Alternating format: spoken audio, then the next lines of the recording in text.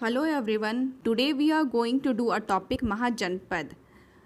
So, what is the meaning of Mahajanpad? देखो, जना means होता है पीपल, ठीक है, एंड पद पद मीन्स होता है foot. So janapada means land where people live.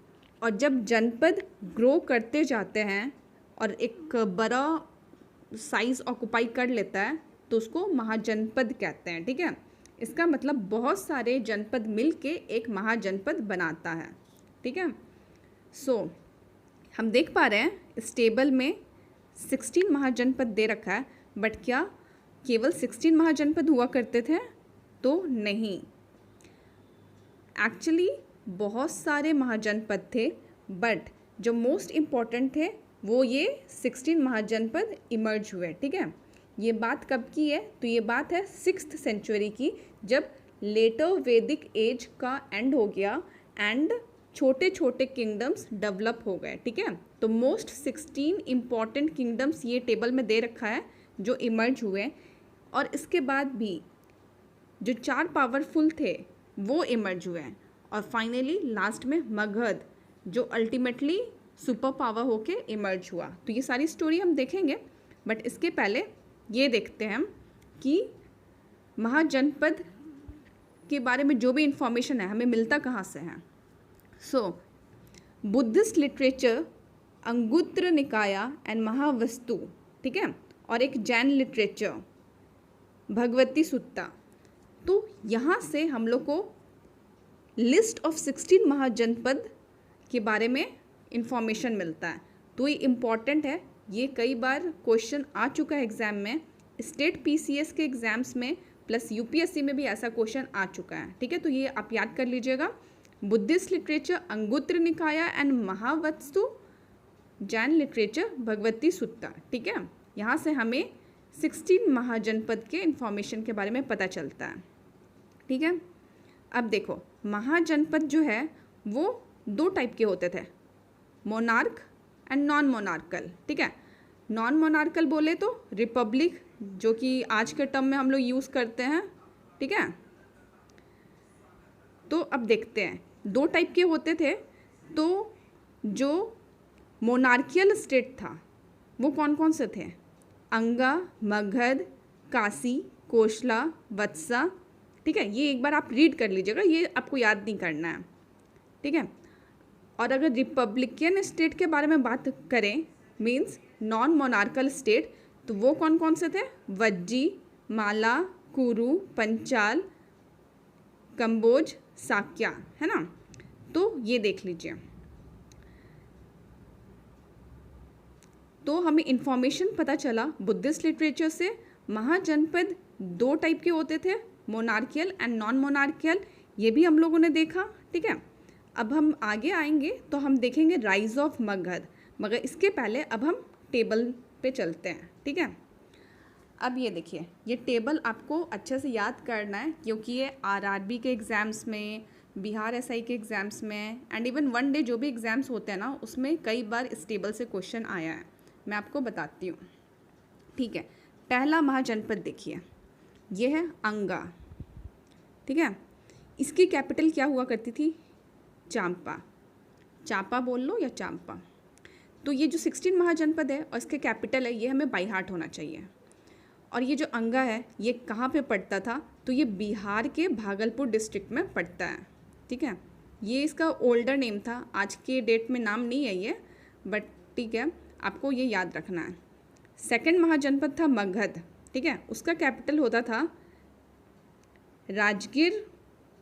ठीक है, पाटलिपुत्रा, वो वाला एरिया. ठीक है, तो आप नाम से समझ सक रहे होंगे कि मगध भी बिहार में ही था. ठीक है,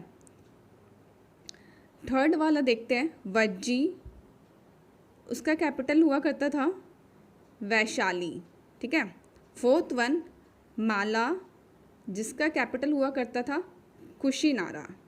ठीक है, ये आपको याद करना है, ये ओल्ड नेम्स हैं, आज के डेट में नेम चेंज हो गया है. जैसे कि ये जो माला है ये डिस्ट्रिक्ट्स ऑफ गोरखपुर वाला एरिया है यूपी का. ठीक है, फिफ्थ देखें काशी, जिसकी कैपिटल बनारस है, जो आज के डेट में भी यही है, बनारस सब कोई जानते होंगे। 6th कोशला, अब इसका कैपिटल अयोध्या हुआ करता था, ठीक है, और ये district of Faizabad in UP उस टाइम पड़ता था, ठीक है। 7th वत्सा, ठीक है, इसकी कैपिटल हुआ करती थी कौशंबी। 8 छेदी, इसकी कैपिटल होती थी शक्तिमती। 9th कुरु, जिसकी कैपिटल होती थी इंद्रप्रस्थ। पंचाला, इसकी कैपिटल हुआ करती थी कंपीला। सूर्यसेन, इसकी कैपिटल होती थी मथुरा, ठीक है। ये जो भी महाजनपद है उसका कैपिटल आपको बाई हार्ट करना ही होगा। अब देखो ये क्वेश्चन तो बीपीएससी में आया हुआ है। मत्स्य का कैपिटल क्या था? तो विराटनगर था। ये बीपीएससी में आया हुआ है क्वेश्चन। अब देखो मत्स्य जो है वो बेसिकली राजस्थान में पड़ता था, ठीक है। विराटनगर इसकी कैपिटल हुआ करती थी। 13th अवंती, जो कि एमपी के एरिया में आता था, ठीक है, और इसकी कैपिटल हुआ करती थी उज्जैन, ठीक है। उज्जैन इसका कैपिटल हुआ करता था। 14th नंबर बात करें तो अशमक, ठीक है, इसकी कैपिटल हुआ करती थी पोटाना या पटेली, ठीक है। और ये एकमात्र ऐसा महाजनपद था जो साउथ में था, ठीक है, साउथ के तरफ था, बाकी सारे नॉर्थ में थे। तो ये क्वेश्चन भी कई बार आ चुका है एग्जाम में, स्टेट पीसीएस के एग्जाम में आ चुका है कि एकमात्र महाजनपद कौन सा था जो साउथ में था। तो उसका आंसर होगा असमक, ठीक है। नेक्स्ट देखें तो गंधारा, उसका कैपिटल होता था तक्षशिला, ठीक है। ये आज के डेट में पाकिस्तान में पड़ता है। और 16th नंबर काम्बोजा, इसका कैपिटल होता था राजापुर, ठीक है। तो ये जो 16 महाजनपद दे रखा है इसको आप कैपिटल अच्छे से याद कर लीजिएगा, और इसका इन्फॉर्मेशन कहाँ से मिलता है ये पढ़ लेना है, ठीक है। अब जैसा कि मैंने आपको बताया 16 महाजनपद थे, ठीक है। अब 16 में भी कितने रह गए? 4। जो मोस्ट पावरफुल था वो 4 दूसरे किंगडम्स को अपने में ऐड कर लिया, ठीक है। जैसे राजा लोग क्या होता है, दूसरे राजाओं को हरा के उनका किंगडम अपने में ले लेता है, तो सिंपली इसमें भी ऐसा ही हुआ। 4 किंगडम रह गया। अब ये 4 ये लोग क्या किए, स्ट्रगल किए 6 BC टू 4 BC में कि कौन ज़्यादा सुप्रीम होगा, ठीक है। और इस तरीके से अल्टीमेटली जो मगध है ना वो इमर्ज किया as super power and most prosperous kingdom in north India, Magadha, ठीक है। तो अब ऐसा क्यों हुआ कि मगध मोस्ट सुपर पावर बना? तो इसका भी है रीज़न, देखते हैं। देखो राइज ऑफ मगध,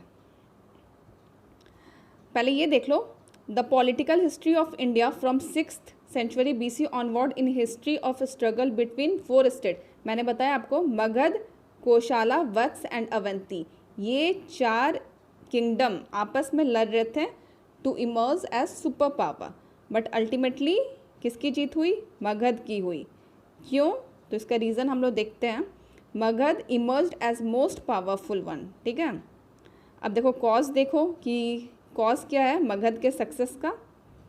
तो देखो Magadh enjoyed an advantage geographical position. हाँ, जोग्राफिकल पोजीशन क्यों?